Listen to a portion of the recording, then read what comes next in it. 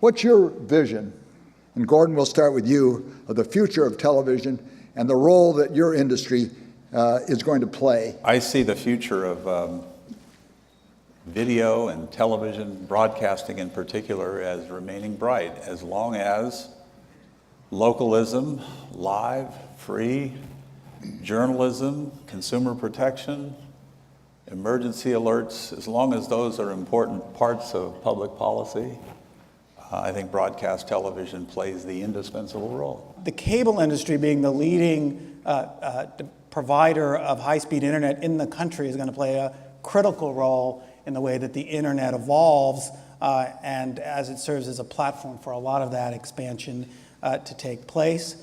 Not to mention, I think it will continue to be a home for content that is most highly optimized on that kind of proprietary platform. It's just not about the TV set. Obviously, there's tablets, there's things that you carry, smartphones, there's things that you put on your wrist, there's even a lot of displays, there's virtual reality coming.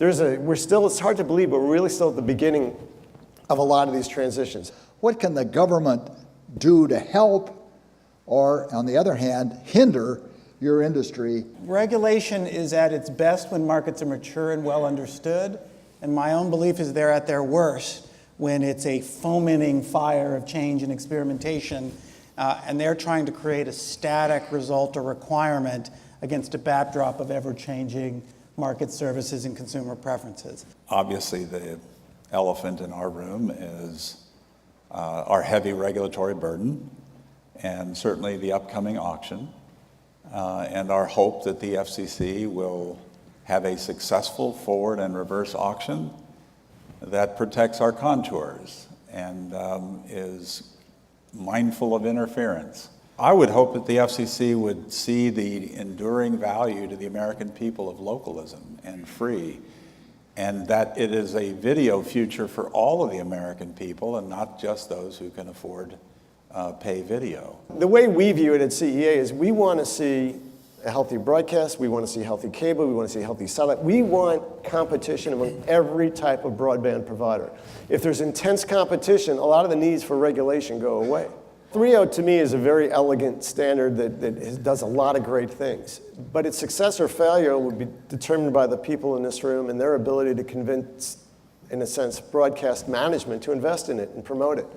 Television set manufacturers are definitely excited about it. They're willing to introduce and try things, but if there's not support in the marketplace, you'll see that dry up. Let me just first surprise you and say I agree entirely with what Gary just said.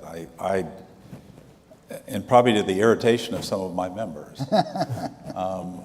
I believe 3.0 is essential for broadcasting to have the flexibility and the incentive to do new things with less spectrum.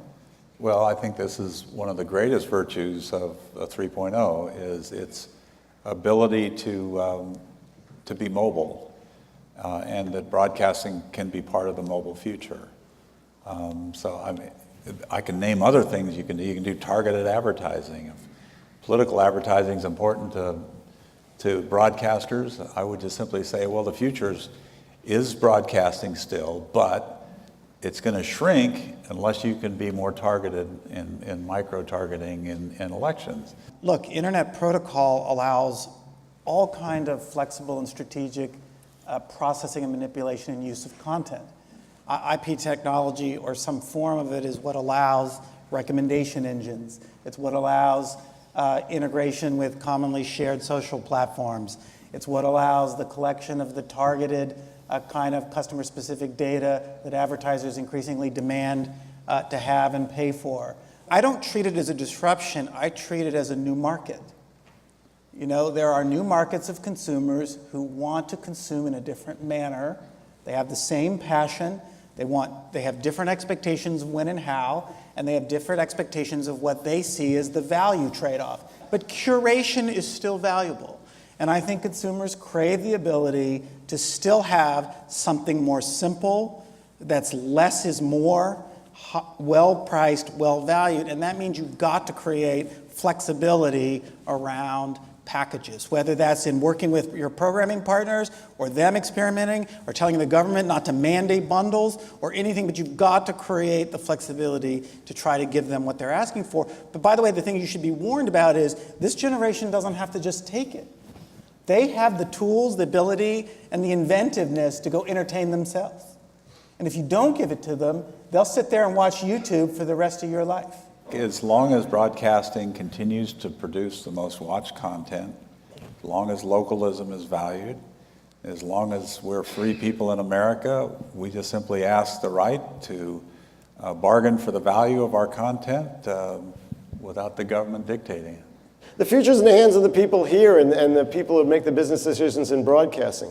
So whether broadcasting is at the table or not depends upon their ability to promote over the air and implement 3.0 and go along with this auction rather than try to just delay it. I think video will be so omnipresent it'll come out of your pores. It's going to be a stunning period for consumption. I believe the future of broadcasting will be very bright because ATSC 3.0, you all, will have gotten your work done and will have gotten it implemented. And the localism, free and local, live, large, will be available for all Americans.